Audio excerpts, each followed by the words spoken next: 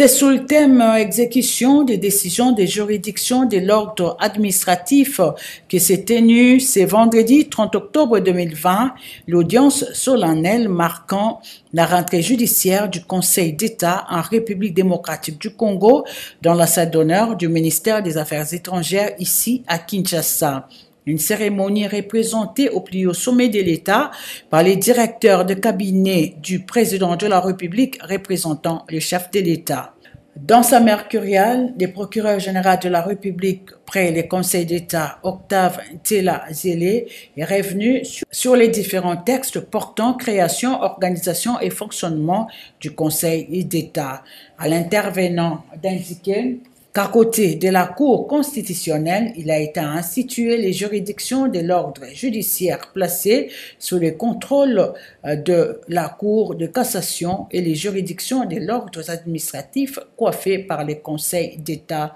Ainsi émet-il ces quelques propositions. M'inspirant ainsi du parcours et de l'expérience d'autres pays dans la recherche des procédés palliatifs à l'inexécution tant décriée, j'ai jugé utile de légiférenda, de proposer des solutions adaptées à nos réalités, en vue de les intégrer dans notre droit national et remédier ainsi à l'imprécision et à la carence législative actuelle. Il s'agit des mécanismes conciliants ou coercitifs ci-après. 1. Que le législateur puisse consacrer, juste formellement, les pouvoirs reconnus au ministère public par la décision susvisée du bureau du Conseil d'État. 2. Qu'il soit reconnu au procureur général près du Conseil d'État le rôle de médiateur de la République. Ainsi, il pourra, le cas échéant, expliquer à l'administration les modalités d'exécution des décisions, l'inciter à l'exécution, recevoir des plaintes en cas d'inexécution et de rédiger des rapports spéciaux en dénonçant publiquement ces cas d'inexécution. Ce mécanisme aura le double avantage d'étoffer les attributions du procureur général d'une part et d'éviter à la République la création de nouvelles institutions qui pourraient s'avérer budgétivores. 3. Qu'au niveau du gouvernement, qu'une circulaire du Premier ministre rappelant l'obligation de l'administration de respecter les décisions du juge administratif soit prise à l'instar de celles prises par un Premier ministre français. Pour le président de la République, chef de l'État, je requiers qu'il plaise au Conseil d'État de déclarer qu'il reprend ses travaux. J'ai dit. Je vous remercie.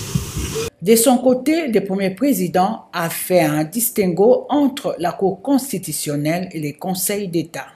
Le Conseil d'État est donc nettement différent et indépendant et de la Cour de cassation, juridiction au sommet de l'ordre judiciaire, et compétente en matière pénale, civile et commerciale, et de la Cour constitutionnelle comme juridiction spécialisée, compétente en matière du contrôle de la constitutionnalité de tout acte législatif, ainsi que des règlements susceptibles d'échapper à la compétence du Conseil d'État.